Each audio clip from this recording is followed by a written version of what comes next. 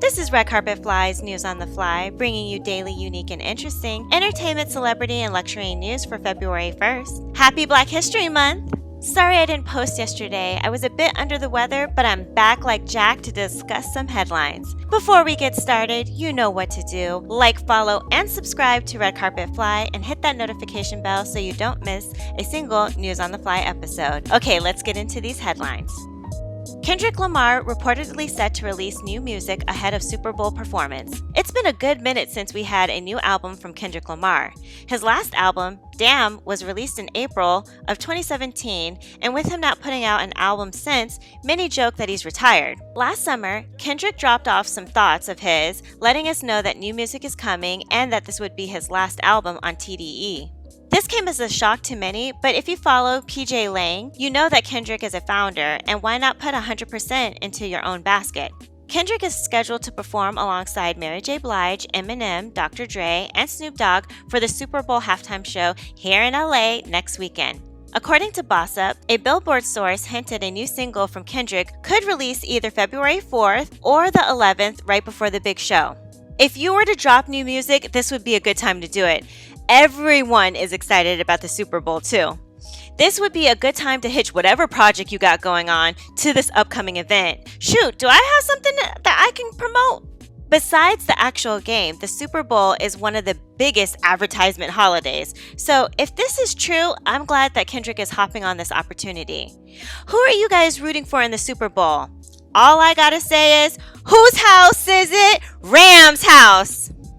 Real Housewives of Beverly Hills, Erica Jane dismissed of all charges in Tom Girardi case. So I've been loosely following this case. Any Beverly Hills housewife fan can tell you that Erica and Tom Girardi's legal battles were the highlight of season 11. I also haven't been talking about this very much because I know the bigger outlets have been covering it, but it's official.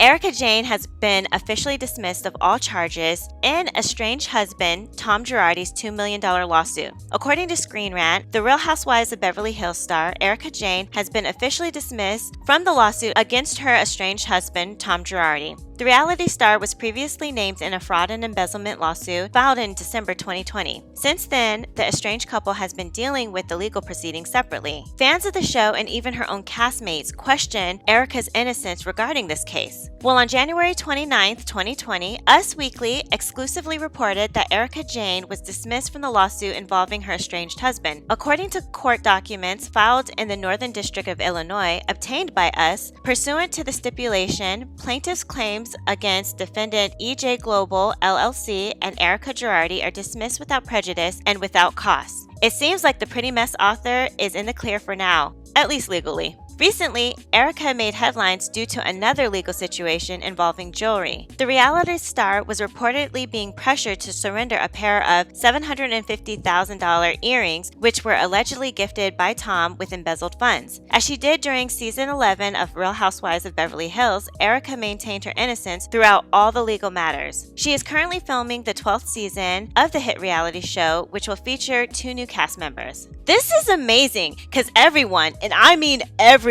thought Erica was involved some form or fashion with her husband's embezzlement. I'm a fan of the show and I wasn't too sure. Erica is known for having an icy disposition, so sometimes her tears look like they were forced or not sincere. But I'm also a hard person to read, so I didn't want to jump to conclusions, but it was looking pretty bad for Erica for a while there. Well, now that's behind her, so I'm interested in seeing what's in store for season 12. I know she's been on the dating scene, so maybe that's a possible storyline. Saks honors Black History Month by centering mental health community. Black History Month is officially underway, and some fashion brands, retailers, and organizations are trying to further the conversation about diversity, hire and support more Black creatives, and focus on mental health and well-being in Black communities rather than just sell commemorative products. According to Women's Wear Daily, brands like Saks Fifth Avenue, Macy's, Talbot's, and others are putting mental health and wellness at the forefront of their efforts. Saks Fifth Avenue's month-long efforts for Black History Month include digital content that highlights Black designers, virtual Saks Live events about Black health and wellness, a window display at its Rockefeller Center flagship, and a $60,000 donation to Black Emotional and Mental Health Collective, aka BEAM. For its digital content, the retailer tapped fashion designers Laquan Smith and Monroe's Danny Evans to spotlight some of their favorite Black designers and the importance of progress in the community and celebrating Black history. Peloton instructor and Love Squad founder LIV will host a virtual event Wednesday highlighting her favorite styles from Black-owned brands. On February 17th, designer Faye Noel will unveil her Faye Noel at Saks label. Designers from Wells Bonner, Kimberly Goldson, Laquan Smith, Tove, Frederick Anderson, and others will be showcased in the flagship window through February 14th. Saks employees will have the opportunity to participate in a panel about mental health through a partnership with Health House. The beneficiary of Saks' donation, Beam, offers nationwide training and grants for the healing, wellness, and liberation of Black and marginalized communities. Advocates, artists, yoga teachers, lawyers, religious leaders, and psychologists comprise Beam and are committed to envisioning a world where there are no barriers to Black healing.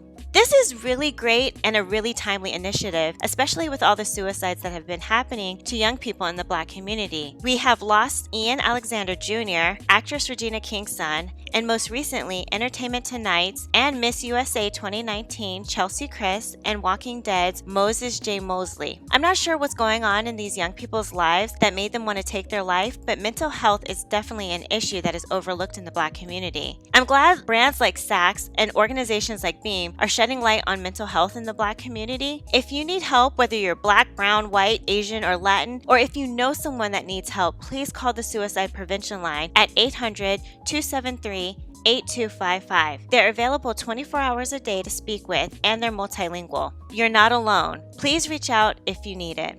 Well, that's it for Red Carpet Fly's News on the Fly for February 1st. Please like, follow, and subscribe to our YouTube channel, Red Carpet Fly, and also follow us on Instagram and Twitter at Red Carpet Fly. And until tomorrow, always stay fly.